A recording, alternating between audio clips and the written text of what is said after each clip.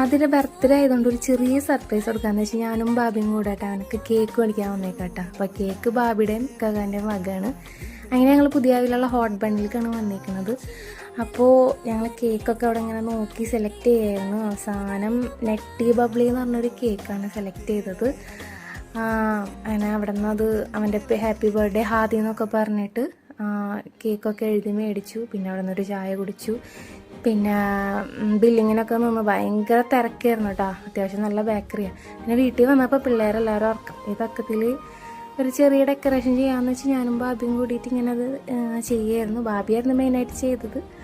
അവസാനം സെറ്റായി. ആദ്യമൊക്കെ എണീറ്റ് എനിക്ക് സർപ്രൈസ് ആയിരുന്നു. പിന്നെ എല്ലാവരും വക ഗിഫ്റ്റ് കൊടുക്കലായിരുന്നു. എനിക്ക് ഏറ്റവും ഇഷ്ടപ്പെട്ടൊരു ഗിഫ്റ്റാണ് ഇപ്പോൾ കൈ പിടിച്ചിരിക്കുന്നത്. അതൊക്കെ എനിക്ക് സർപ്രൈസ് ആയിരുന്നു. പിന്നെ കേക്ക് എല്ലാവർക്കും കൊടുത്തു, ഫുഡൊക്കെ കഴിച്ചു. അപ്പോൾ ഇത്രയേ ഉള്ളൂ ചെറിയൊരു സെലിബ്രേഷൻ.